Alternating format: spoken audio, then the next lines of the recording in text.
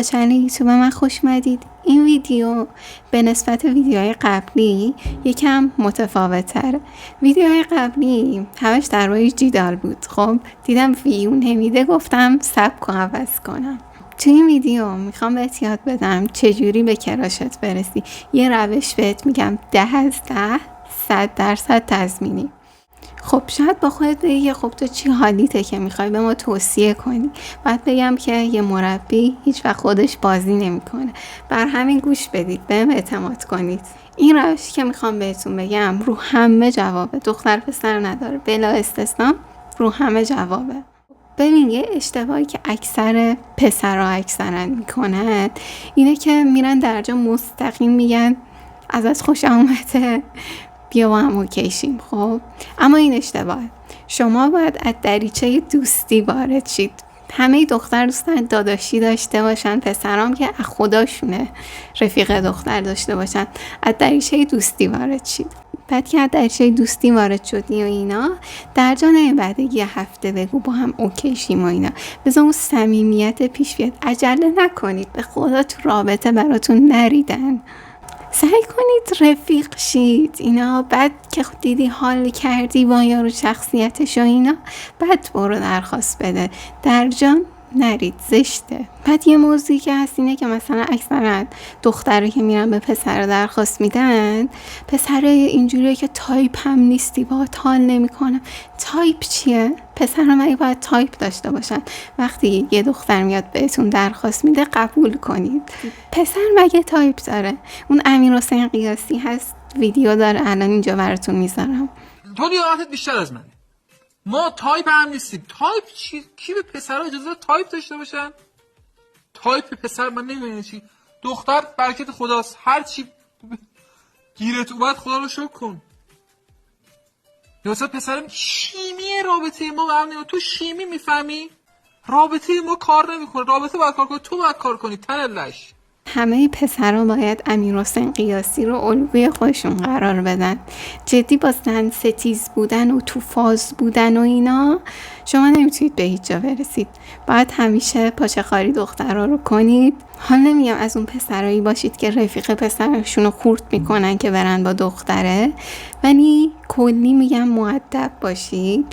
با ادب بودن یه پسر یه لول دیگه است اصلا. خب این روشی که گفتم واسه مجازی بود. شما اگه حضوری خواستید با یکی اوکی شید، دیگه دوستی و اینا جواب نمیده. شما درجا میرید مؤدبانه درخواست میدید. دیگه اون روش های قدیمی که خانم شما پاییزی، هر موقع میبینمت برگام میریزه، یا از این جملات مزخرف چرت و پرت نگید. تو رو خدا خیلی خس شده. مؤدبانه برید رک و پوست کنده به یارو بگید. بعد یه نکته، نرید بگید که شمارتون رو ندید بهش بدید، شمارش رو بگیرید. چون یه دختر هیچ وقت به شما زنگ نمیزنه. بیکاره مگه یارو زنگ بزنه؟ دنبال درد سر نیست که تویی که به یارو نیاز داری. دختر بهت نیاز نداره. بعد شماره رو اکثرا نمیدن. شما میرید آیدی این استا میگیرید. از طریق این استا خیلی بیشتر جوابه تا اینکه شماره بگیرید تلگرام و از این چیزا. نه. حالا میخوام چند تا رفتار رومخ پسرا رو بگم که اگه شما انجام بدید 100 کنسل میشید واسه طرف. اولیش اینه که اکثر پسرا سعی دارن بگن من خیلی خفنم، خیلی از تو بهترم، یا ادعای خفن بودن کنن، هی خودشون تعریف میکنن و اینا. این اصلا قشنگ نیست، نکنید واقعا. پسر دخترم نداره، کلی تو دوستی روابط فرق نداره. زیاد شوآف نکنید، از خودتون تعریف نکنید. بعد یه نکته که هست، شاید اکثرتون با هم مخالف باشید، ولی اینکه مثلا به طرف بگی رفیقای جنس مخالفت رو حذف کن، این اصلا اوکی نیست. ما الان تو سال 2025 زندگی میکنیم. یکم افکارتون رو باز کنید. خب دختر پسر میتونن رفیق باشن. برای اثبات این موضوع هم این ویدیو رو ببینید. حالا آیا واقعا اینجوریه زن و مرد نمیتونن دوستای معمولی باشن؟ اینو میشه در مورد همه گفت؟ در مورد این مسئله هم تحقیقات زیادی انجام شده. بعضیاش گفته شده که نه نمیشه و تنش‌های زیرپوستی و جنسی همیشه وجود داره. بعضیا گفتن که نه میشه روابط غیر رمانتیک و جنسی برقرار کرد و این تنش‌ها وجود نداشته باشه. نتیجه واقعیت اینه که هیچ نتیجه قطعی وجود نداره. یه نکته خیلی مهم اینه که این مسئله زیاد به باورهای فرهنگی و مذهبی و زیرینی که خیلی‌ها فکر می‌کنن به اونا بستگی داره ربطی نداره. این مسئله فقط به جنسیت مربوط نیست. یعنی این تنش‌های زیرپوستی در دو فردی که گرایش‌های جنسیشون به هم می‌خوره مثل دو مرد همجنسگرا یا دو زن همجنسگرا ممکنه دیده بشه. پس این ماجرا خیلی بیشتر از مرد یا زن بودنه. اینجا دو نکته خیلی مهم وجود داره. یک، خودشناسی، اینکه ما بدونیم واقعاً چی می‌خوایم، نه اون که صرفاً میگیم. اون چیزی که واقعاً در لایه‌های ناهوشیارمون در این رابطه می‌خوایم چی میتونه باشه. دو، سرمایه‌گذاری عاطفی و اولویت بندی، اینکه این رابطه در زندگی ما چه ارزشی داره، چه جایگاهی داره. خیلی مهمه که بدونیم اون چیزی که ما می‌خوایم لزوماً اون چیزی نیستش که ما ازش آگاهیم یا ما میگیم. خیلی اوقات ما چیزایی می‌خوایم که زیاد ازش آگاه نیستیم. و به نظرم آدم‌ها اگر خودشناسی بالایی داشته باشن، بله قطعاً این رابطه شدنی هست. ولی خیلی از آدم‌ها خودشناسیشون بالا نیست و رابطه به شکلی پیش میره که از اول فکرشو نمی‌کرد. خب ببین این ویدیو خلاصش این بود که میگفتش که یه چیز قطعی نیست که بگی دختر پسر میتونن دوست باشن یا نمیتونن.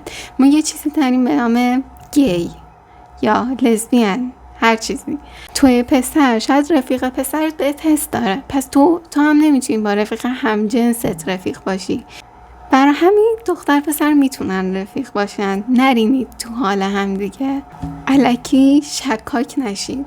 اگه به طرفت اعتماد نداری خب اصلا وارد رابطه نشو. حالا عینکمو زدم قشنگ رفتم تو فاز به نصیحت.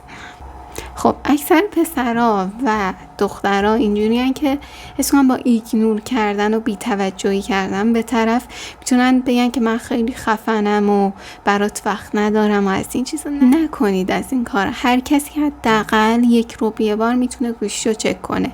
اینکه پیام طرفو دیرسین بزنی و اینا به این معنیه که باهاش حال نمی‌کنی. کول و خفن نیست اصلا، این حرکت خوب نیست.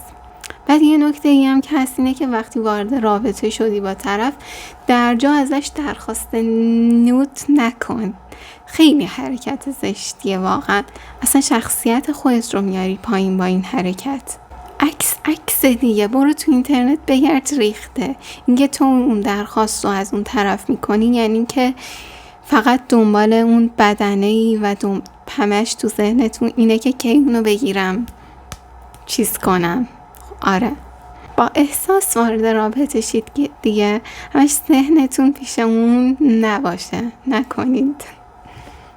بعد نکته بعدی اینه که باشگاه برید. پسری که باشگاه میره اصلا خیلی خفنه، یه لول دیگه است. دختر پسرم نداره. آدم که دیسیپلین داره و ورزشی و اینا خیلی جذاب تره نظر اکثریت. نکته بعدی اینه که بذار مقدمه بچینم. اینجا ایرانه. خب من اگه خارج بودم این شرایط فرق میکرد برای دنگ دادن و اینا. تویی که پسری و تو ایرانی که حقوق زنها خیلی پایین تر از مرداست، حقوق اجتماعی، کار پیدا کردن و کلی چیزایی دیگه، تو میگی دنگ بده یعنی که ما فقط سیسی داداشی آبجی داداشی هستیم دیگه. درخواست رابطه نباید کنی. من خودم با رفیقای پسرم که میرم بیرون دنگمو میدم، این اوکی. اما تو رابطه قضیه فرق داره. من اگه تو خارج از کشور وارد رابطه بشم نه تنها دنگمو میدم بلکه فاز شوگر مامی بودنم برمیدارم دنگ پسرم شاید حال کردم دادم. اما تو ایران قضیه فرق داره. نگو بگی دنگ بده دیگه، اون دیت اولت تبدیل میشه به دیت آخرت. نکته بعدی اینه که استاکر خوبی باشید. خب اکثر دخترها استاکر خیلی خوبی هن ولی پسرها اصلا استاک نمی کنن آدمو. برید طرف رو استاک کنید ببینید چه سلبریتی هایی رو فالو داره، به چیا علاقه داره، چه پستایی رو تو اینستا لایک میکنه و غیره. بعد برید با همین روش مخشو بزنید و راجع به علایقش صحبت کنید، بگید مثلا منم فلان آرتیست رو دوست دارم و کلی چیزایی دیگه. بعد نکته بعدی اینه که کیرینج نباشید، زیاد محبت کنی، عشق بدی، اینا جذاب نیست اصلا. من نمیگم بی توجهی کنی به طرف یا ایگنورش کنی، نه، ولی اون عشق زیاد، محبت زیاد در جا مثلا یه هفته است آشنا شدی بگی خیلی دوستت دارم، اینا زشته، اصلا قشنگ نیست، بدتر طرف از چشت میفته. و دیگه این که همین، ای با این روش هایی که گفتم به کراشتون رسیدید بیایید بهم خبر بدید. من خودم 5 ساله به کراشم نرسیدم، آقای جیدال ایناش. و مثل من تاکسیک نباشید برید روی سلبریتی کراش بزنید، فایده نداره. من تمام عمرم رو گذاشتم سر ایشون آقای جیدال ولی فایده نداشت. مثلا دارم میگم 5 تا ویدیوی آخرم همش درباره جیداله، هیچ ویویی نداشت، بازدیدی نداشت. این ویدیو رو گذاشتم، سبکش فرق داره با ویدیوهای قبلیم، ببینم ویو میده یا نه. اگه این ویو بده میفهمم که مشکل از جیدال بوده. و دیگه این که همین، ای وای 36 دقیقه است داره ضبط میکنه. شاید شما مثلا 5 دقیقه این ویدیو کلا بشه یا 10 دقیقه نهایتا، و وسطاش کلی چرت و پرت گفتم که قطعا کات میکنم، سر ادیت قرار پارشم. و دیگه این که اگه ویدیو رو دوست داشتید لایک کنید، کامنت بذارید، شیر کنید، بگید که چه ویدیوهایی دوست دارید بیشتر براتون بذارم. تازه چنلمو زدم، امیدوارم که تا 1 سال آینده حداقل به یه جاهایی برسه. این اینستاگراممو اینجا میذارم، لطفا فالو کنید و چنل تلگراممو میذارم جوین شید. و دیگه این که همین، خدافظ.